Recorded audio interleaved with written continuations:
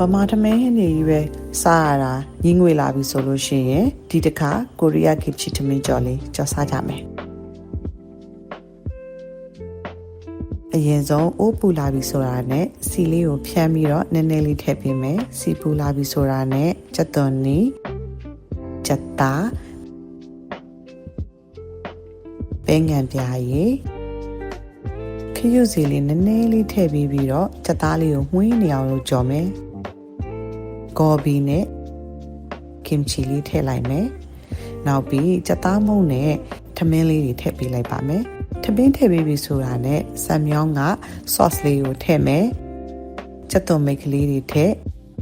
အားလုံးကိုရောသမမွေအောင်ထည့်ပေးပြီဆိုတာနဲ့အရန်ကိုစားလို့ကောင်းတဲ့ကင်ချီထမင်းကြော်လေးရပြီနော်ဒီကင်ချီထမင်းကြော်လေးရလေတအိုးကြော်ထားလို့ရှိရင်2ယောက်လောက်အနည်းဆုံးစားလို့ရတာဖြစ်တဲ့အတွက်ကြောင့်မို့လို့ကင်ချီထမင်းကြော်တစ်ပွဲကိုမှကယ်လိုရီ350လောက်ပဲပါတယ်နော်